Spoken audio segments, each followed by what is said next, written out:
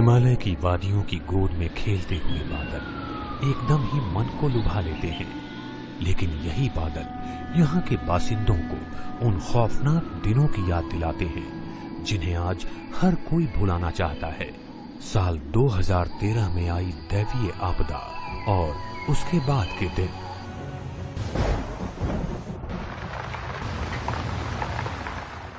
अचानक और अविश्वसनीय रूप से बादल फटने से जून 2013 में आई बाढ़ ने वादियों में बसे गांव, शहर, सड़कें, पुल इत्यादि बहा दिए और जान और माल का अतुलनीय नुकसान किया।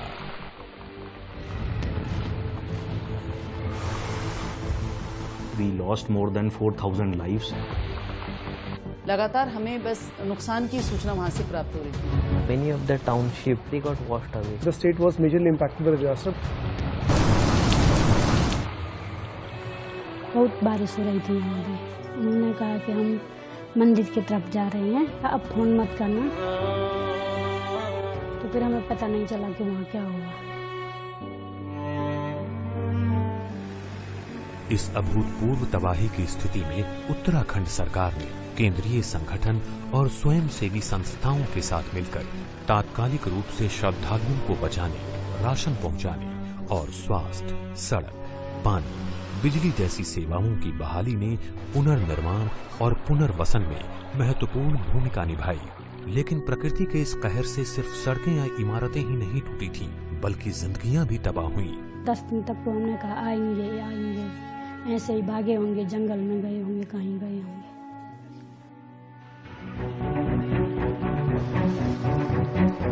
सरिता बगवाड़ी की तरह हजारों और परिवारों को सहयोग की जरूरत थी।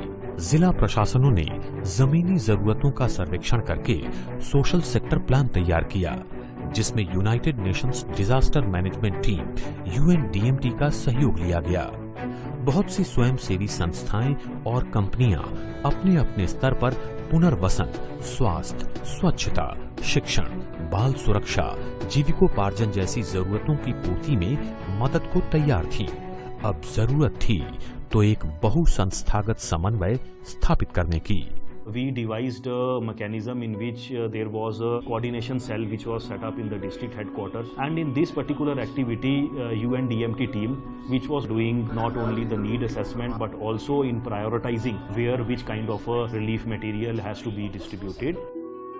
बाहर से मिलने वाली मदद को प्रभावित क्षेत्रों तक पहुंचाने और विभिन्न संस्थाओं में समन्वय करने में ये कोऑर्डिनेशन सेल काफी सफल हुआ।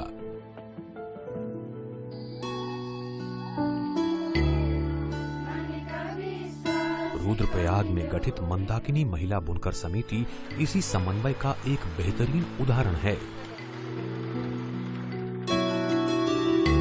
सरिता बगवाड़ी ने भी इस बुनकर समिति की सदस्यता ली और आज वो अपने पूरे परिवार की जिम्मेदारी खुद उठा रही हैं।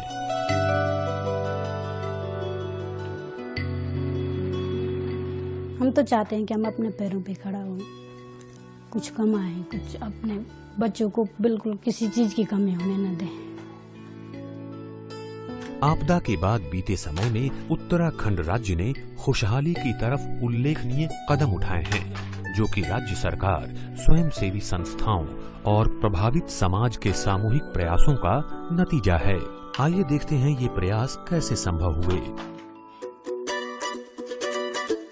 एक सशक्त पुनर्वास के लिए राज्य सरकार ने 5 सर्वाधिक प्रभावित जिलों में जिलाधिकारियों के नेतृत्व में विभिन्न संस्थाओं के समन्वय का आदर्श प्रतिरूप निर्धारित किया और सफलतापूर्वक कार्यान्वित किया। इस प्रक्रिया का पहला कदम था एक सोशल सेक्टर प्लान तैयार करना, जिसमें क्षतिग्रस्त इलाकों में आपदा से हुई तबाही और विकास के अभाव को जोड़कर देखा गया। इसमें राज्य सरकार, नागरिकों और स्वयंसेवी संस्थाओं ने सहयोग दिया। इन जिला स्तरीय योजनाओं की मदद से कार्यदेही संस्थाओं को एक दिशा मिली और साझे प्रयासों की नींव स्थापित हुई, जिसे कोऑर्डिनेशन मीटिंग की मदद से आगे बढ़ाया गया। इन समन्वय बैठकों में स्वयंसेवी संस्थाओं और सरकारी विभागों को सही और सटीक जानकारी उपलब्ध कराई गई। स्वयंसेवी संस्थाओं ने जिले की जरूरतों और अपने संसाधनों के आधार पर जिला प्रशासन को एक एक्सप्रेशन ऑफ इंटरेस्ट के द्वारा अपनी अभिरुचि व्यक्त की। जिला प्रशासन और कार्यदेही स्वयंसेवी संस्थाओं ने अपने आपसी करार को मेमोरेंडम ऑफ अंडरस्टैंडिंग के रूप में औपचारिक आधार दिया, जिसमें उत्तरदायित्व, तकनीकी विवरण, विभिन्न मानक और समय सीमा आदि निर्धारित की गई।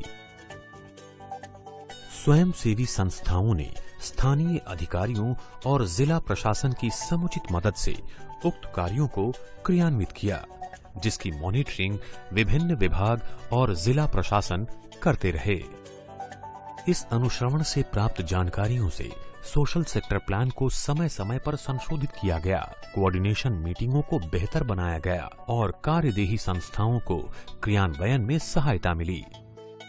स्थिति को समझने, कार्य करने, समीक्षा करने और फिर स्थिति को समझने के चक्र से एक बेहतर राज्य का निर्माण हो रहा है। The Yatra has already resumed this year, and we have reconstructed majority of the facilities which had got damaged. More than 60 NGOs, they are still active in district Rudraprayag. We got a lot of support from the district administration, both in terms of what to provide and who should the beneficiary be. UNDMT की यहाँ पे उपस्थिति से जितनी भी राष्ट्रीय और अंतर्राष्ट्रीय संस्था रही हैं, उनको सीधे सीधे UNDMT के कोऑर्डिनेशन से सीधे काम करने में बहुत आसानी हो गई थी और अंतिम व्यक्ति, अंतिम विद्यालय, अंतिम आदमी तक भी संस्थाएं और व्यक्ति पहुँचने में सक्षम। We have done a lot of work, and but still lot remains to be done.